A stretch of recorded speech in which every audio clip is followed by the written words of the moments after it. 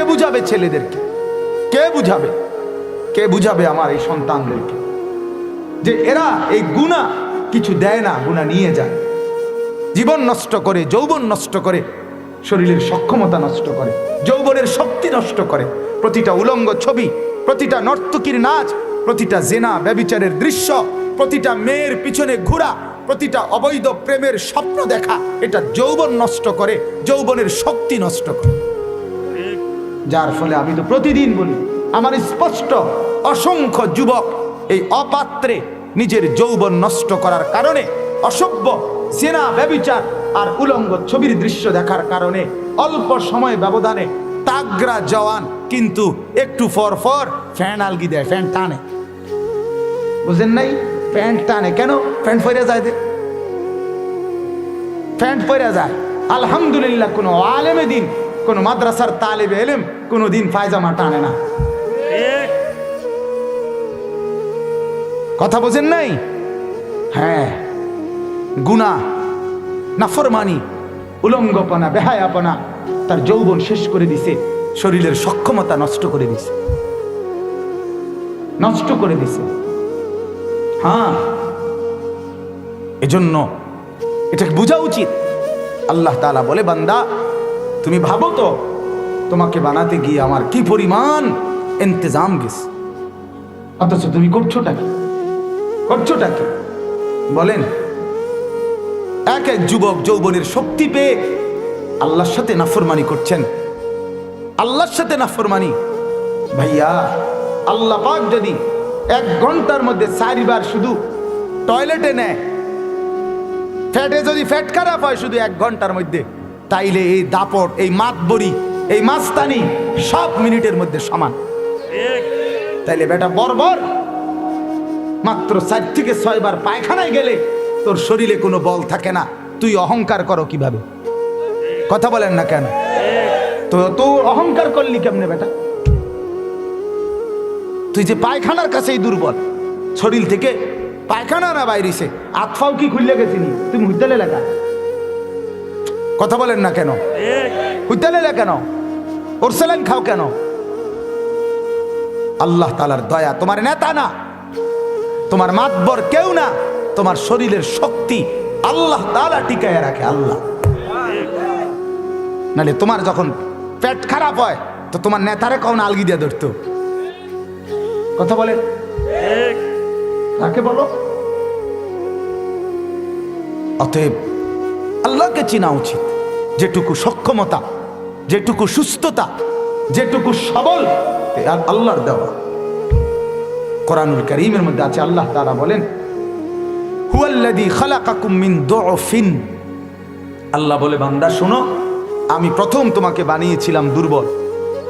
মায়ের পেট থেকে যখন তুমি বের হয়েছ, তুলতুলে নরম ছিলা, হাত পা চোখ নাক কান নরম ছিল তোমার। হ্যাঁ, তুমি খুব বেশি নাড়াচাড়াই করতে পারতা না। সুম্মা জাআলা মিন বাদি দুআফিন কুওয়াতান। ধীরে ধীরে আমি আল্লাহ সেই দুর্বল দেহে আমি তোমাকে দিয়েছি কুওয়াত, শক্তি। সুম্মা জাআলা মিন বাদি কুওয়াতিন দুআফান ওয়া শাইবা। আল্লাহ বলেন, আবার কিছুদিন পর আমি সেই শক্তি সামর্থ্যবান শরীরটাকে আবার পুনরায় বানায়া ফেলি দুর্বল এবং বৃদ্ধ। ঠিক কি না বলেন? আজকে যে ওই যে চাচা, এই যে মুরব্বী চাচা, এই যে বৃদ্ধ আজকে উনি, আজকের এই শরীর, এই যে দুর্বলতা ওনার শরীরের, এটা কি গত 30 বছর আগে এমনই ছিল? বলেন চাচা, আপনি বলেন, 30 বছর আগে আপনি এমন ছিলেন? এমন ছিলেন। আজ আপনি দুর্বল হয়ে গেছেন, আজ আপনি দুর্বল হয়ে গেছেন। আল্লাহ তাআলা বলেন, এই শক্তি কুওয়াত আমি দিয়েছি, আমি দিয়েছি, আমি দিয়েছি। আমার দেওয়া সেই শক্তি, আমার কাছে কিছুই পেলাম না বান্দা। আমার দেওয়া এই সামর্থ্য, আমি একটা সেজদাও পেলাম না, আমি একটা বারো জবানে আমার নামটা শুনলাম না। কি পরিমাণ কষ্ট লাগে মাওলার, বলেন না বাপ?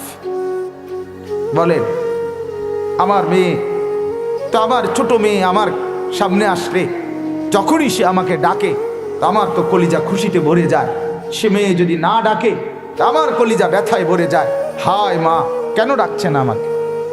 রব্বুল আলামিন বলে, বান্দা এত যত্ন করে আমি তোকে বানাইলাম, গোটা পৃথিবী আমি তোর জন্য বানাইলাম, সারে দুনিয়া তেরে লিয়ে, গোটা পৃথিবী তোমার জন্য বানিয়েছি। হুয়াল্লাযী জাআলা লাকুমুল আরদা যালুলান, গোটা পৃথিবী আল্লাহ বলেন আমি তোমার অনুগত বানিয়েছি, জমিন তোমার বাধ্য করে দিয়েছি, সব দিয়ে বিনিময়ে আমি একটা সেজদা পেলাম না, আমার নাম একবার উচ্চারণ করলা না, আমার কোরআন কোনোদিন পড়েও দেখলা না, আমার মসজিদ তোমার চোখেও বাঁধলো না। হায় হায় বান্দা, তুমি আমাকে এমন ভোলা কেমনে ভুলে গেল? কেমনে ভুলে গেলা বলেন? এজন্য আল্লাহ তাআলা বলেন, ইন্না খালাকনাল ইনসানা মিন নুতফাতিন আমশাজ। তাইলে এবার আবারও আসেন ওই কথা। আল্লাহ বলেন একেবারে শুরুর থেকে গোটা পৃথিবীর বিভিন্ন জায়গায় তোমার সৃষ্টির উপাদান আমি আল্লাহ তাআলা তৈরি করে সাজিয়ে, সেখান থেকে বীর্যের ফোঁটায় রূপান্তরিত করে, সেখান থেকে মায়ের পেটে ধীরে ধীরে পর্যায়ক্রমিক স্তর পরিবর্তন করে, এরপরে তোমাকে আমি আল্লাহ মানুষ বানিয়ে পৃথিবীতে মায়ের পেট থেকে বের করেছি। এখন আল্লাহকে যদি বলি, মাওলা এই এত বড় বিস্তীর্ণ ব্যবস্থাপনা করে আপনি আমাকে পৃথিবীতে কেন পাঠাইলেন, কেন বানাইলেন? তো আল্লাহ তাআলা নিজে বলেন, নাবতালিহি, আমি তোমাকে দুনিয়ায় পাঠিয়েছি পরীক্ষা করার জন্য। কি করার জন্য বলেন? পরীক্ষা করার জন্য। পরীক্ষা করার জন্য। নাবতালিহি, আমি তোমার পরীক্ষা নিচ্ছি, আমি তোমাকে পরীক্ষা করছি, আমি তোমাকে পরীক্ষা করছি। আমি দেখতে চাচ্ছি তুমি আমার অনুগত নাকি অবাধ্য, তুমি আমার কথা শুনছো নাকি আমার নাফরমানি করছো, তুমি আমার হুকুম মানছো নাকি আমার হুকুমের অবাধ্যতা করছো। এই পরীক্ষা নিচ্ছি। এই জন্য আমি আল্লাহ তোমাকে পৃথিবীতে পাঠিয়েছি, পৃথিবীতে বানিয়েছি। আল্লাহ তাআলা এরপরে বলেন, ফাজআলনাহু সামিআম বাসীরা। আল্লাহ বলে যেহেতু তোমাকে পরীক্ষা নিচ্ছি, এই জন্য আমি আল্লাহই তোমাকে কানওয়ালা চোখওয়ালা বানিয়ে দিয়েছি। অর্থাৎ তোমাকে আমি শুনতেও দিছি, দেখতেও দিছি। কাজে তোমার, আমরা যেমন কথা বলি যে চোখ কান খোলা, অর্থাৎ তোমার চোখও খোলা, কানও খোলা। তোমার কানে আমি আমার কথা পৌঁছাইছি, তোমার চোখে আমি আমার মখলুক, আমার দুনিয়া দেখাইছি। এবার আমি পরীক্ষা নিচ্ছি। ইন্না হাদাইনাহুস সাবিলা। তৃতীয় আয়াত আল্লাহ বলে, একে তো তোমাকে আমি বানাইছি, দ্বিতীয়ত আমি তোমার পরীক্ষা নিচ্ছি, 3 নম্বরে তোমার কান তোমার চোখ আমি দিয়েছি, 4 নম্বরে তোমাকে ভালো মন্দ, ন্যায় অন্যায়, সৎ অসৎ, করণীয় বর্জনীয় সব রাস্তা আমি আল্লাহ তাআলা দেখায় দিছি। কখনো নবীর মাধ্যমে, কখনো রসুলের মাধ্যমে, কখনো সাহাবীর মাধ্যমে, কখনো তাবেঈর মাধ্যমে, কখনো উলামায়ে কেরামের মাধ্যমে, মুহাদ্দিসিন, মুফাসসিরিন, ওয়াইজ, বক্তা, ইমাম, খতিব, আউলিয়া, বুজুর্গ, আমার আসমানি কিতাব, হাজারো মাধ্যমে আমি আল্লাহ আলোর পথ, অন্ধকারের পথ, হকের পথ, নাহকের পথ, যৌক্তিক পথ, অযৌক্তিক পথ সব আমি আল্লাহ তাআলা তোমার জন্য খুলে দিয়েছি। এবার শুধু শেষ কথা, আল্লাহ বলেন আমি দেখতে চাই ইম্মা শাকিরান ও ইম্মা কাফুরা, তুমি কি আমার কৃতজ্ঞ বান্দা নাকি অকৃতজ্ঞ নাফরমান বান্দা। আমি শুধু এটা দেখছি, আর ওই আলোকে অচিরেই আমি ফয়সালা। দেখেন এখানে কয়েকটা কথা বলছে আল্লাহ। 1 নাম্বার, আমি তোমাকে বানিয়েছি। 2, দুনিয়াতে তোমার পরীক্ষা নিচ্ছি। 3, পরীক্ষা দেওয়ার জন্য চোখ কান খোলা রাখছি। 4, তোমাকে আমি আল্লাহ তাআলা কি করবা কি না করবা তার পথ আমি দেখায় দিছি, নবী দিয়ে, কিতাব দিয়ে, রসুল দিয়ে, ওলামা দিয়ে। এবার শেষ, আমি শুধু দেখতে চাচ্ছি তুমি অনুগত নাকি অবাধ্য, তুমি কৃতজ্ঞ নাকি অকৃতজ্ঞ। যদি অকৃতজ্ঞ হও কি হবে? আল্লাহ বলেন, ইন্না আ'তাদনা লিল কাফিরিনা সালাসিলা ওয়া আগলালাম ওয়া সাঈরা। অকৃতজ্ঞ হবা তা আমি তোমার জন্য আগুনের শিকল, আগুনের বেড়ি, জাহান্নামের আগুন প্রস্তুত করে রাখছি। অনুগত হবা তো ইন্নাল আবরারা ইয়াশরাবুনা মিন কাসিন কানা মিজাজুহা কাফুরা। অনুগত হবা তো জান্নাতের শরাব সুমিষ্ট আমি নিজ হাতে তোমাকে পান করাবো। সুবহানাল্লাহ। এবার তুমি ফয়সালা নাও। এবার তুমি ফয়সালা নাও। কোনোভাবে আমি আল্লাহকে তুমি কোনো যুক্তিতে আটকাইবার কোনো সুযোগ নেই। এক, তুমি বলতে পারবা না আল্লাহ আপনি আমাকে কেন পাঠাইছেন, আমি জানি নাই। আল্লাহ বলেন আমি এই যে বললাম পরীক্ষা নেওয়ার জন্য পাঠাইছি। দুই, তুমি বলতে পারবা না পরীক্ষা তো নিছেন কিন্তু আমি তো কিছু বুঝি না। আল্লাহ বলে না, কানও খোলা রাখছি, চোখও খোলা রাখছি, সব বুঝার মতো যোগ্যতা আমি তোমাকে দিয়েছি। তিন, বুঝি তো ঠিক আছে কিন্তু কোনটা সঠিক কোনটা বেঠিক এটা কি আমি নিজে নিজেই বুঝতাম?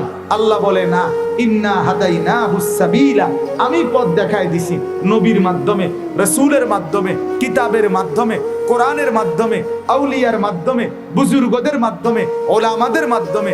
এটা ডান, এটা বাম, এটা সঠিক, এটা বেঠিক, এটা সৎ, এটা অসৎ আমি বলে দিয়েছি।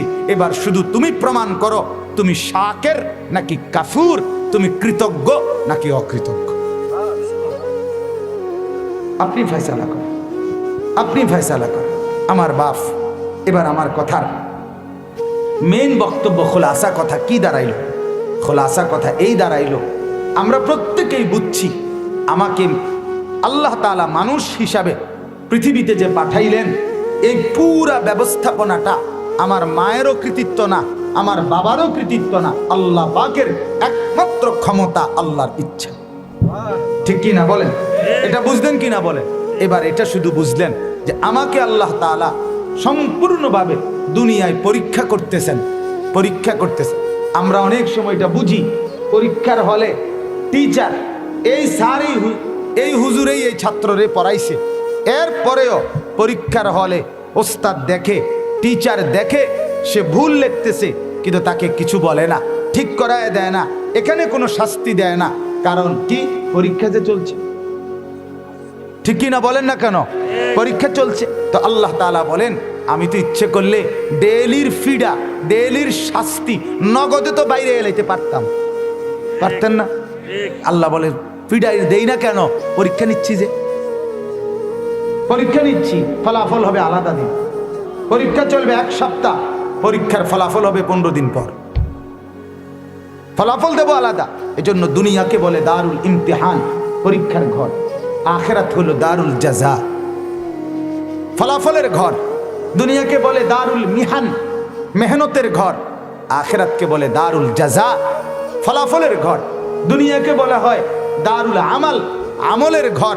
আখিরাতকে বলা হয় দারুল জাযা, বিনিময়ের ঘর। এখানে মেহনত করবেন, সেখানে বিনিময় নিবেন। এখানে আমল করবেন, সেখানে বিনিময় নিবেন। এখানে পরীক্ষা দিবেন, ওইখানে ফলাফল শুনবেন। পরীক্ষা দিবেন কোথায়? এখানে। ফলাফল নেবেন কোথায়? আখিরাতে। মেহনত করবেন কোথায়? দুনিয়াতে। ফলাফল নেবেন কোথায়? আখিরাতে। আমল করবেন কোথায়? পুরস্কার নেবেন কোথায়? আখিরাতে। এবার আপনি ফয়সালা করেন।